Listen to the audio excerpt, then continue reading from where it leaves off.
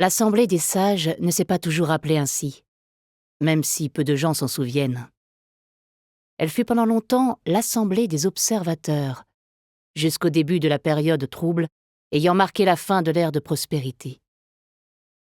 Les sources ne concordent pas toutes, mais on admet généralement que le passage d'une dénomination à une autre s'est fait il y a une 60aine d'années, quand les temps sombres sont apparus.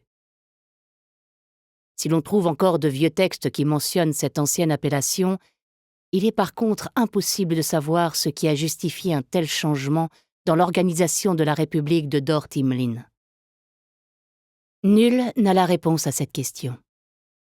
Les observateurs gouvernaient depuis des siècles lorsque la composition de l'Assemblée a été brusquement modifiée un jour, ne leur laissant que 2 sièges sur 10 et la perte définitive du pouvoir qu'ils contrôlaient pourtant avec honnêteté et grande efficacité.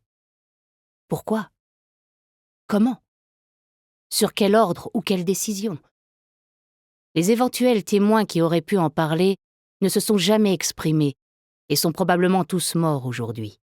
En outre, d'autres problèmes plus graves ont très vite repoussé ces interrogations au plus profond des consciences, jusqu'à presque les effacer au cours des décennies malheureuses qui ont suivi ce bouleversement inexplicable.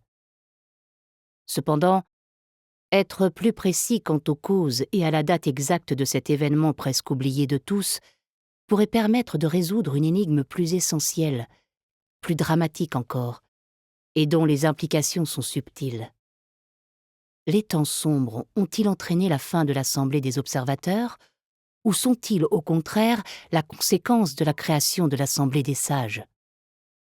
On peut raisonnablement prédire que cette interrogation restera longtemps sans réponse, car découvrir la clé de ce mystère ne ferait sans doute que fragiliser un peu plus une population déjà désespérée. Lorsqu'on ne peut désigner le coupable avec certitude, il est plus simple de maudire le sort et d'accuser les dieux. Les dieux n'ont rien à perdre, eux. Archives de Dort-Imlin, politique générale. Narier ne distinguait plus vraiment les parois du tunnel, mais elle avançait sans crainte, ayant suivi ce même chemin à plusieurs reprises et reconnaissant parfaitement le parcours. Elle trébuchait de temps à autre, ses chaussons souples ne la protégeant pas assez des cailloux qui jonchaient certaines sections du passage souterrain mal éclairé par sa lanterne. Mais ne percevoir que des ombres ne la gênait pas. Un 6e sens, plus profond et universel que la vue, la guidait. Le don, tel qu'il se manifestait en elle cette nuit encore, surpassait tous les yeux du monde. L'observatrice espérait simplement qu'elle irait plus loin que la veille, lors de sa tentative précédente. Il lui restait un visage à découvrir. Une identité qui avait autant d'importance que les 10 autres et qui se refusait à elle. Ce dernier nom était capital, et elle avait déjà échoué 3 fois dans sa quête. Il fallait qu'elle se rapproche plus vite, avant que la silhouette fuyante disparaisse au cœur des ténèbres. Connaître la destination de son voyage ne lui serait d'aucune utilité si elle ne parvenait pas à réunir tous ceux qui étaient censés l'accompagner. Narier pressa le pas, sa longue robe blanche flottant derrière elle. Ses mains, marquées par le passage des ans, frôlaient les parois, l'étroite galerie se resserrant parfois jusqu'à devenir une simple trouée dans la pierre. Elle y était presque. La grande salle allait s'ouvrir devant elle dans quelques secondes, après un dernier virage abrupt qui ne permettait pas d'imaginer pareil espace à une telle profondeur. Comme chaque nuit, elle nota que l'air demeurait respirable, étonnamment peu fétide, malgré l'éloignement de la surface. Son arrivée soudaine dans l'immense grotte la surprit, une fois de plus. Les lanternes posées par terre à divers endroits envoyaient de longues ombres vacillantes sur les hauts murs rocheux. 11 ombres. La sienne se joignit aux leurs, d'abord timidement, puis avec plus de vigueur lorsqu'elle s'approcha des sources de lumière.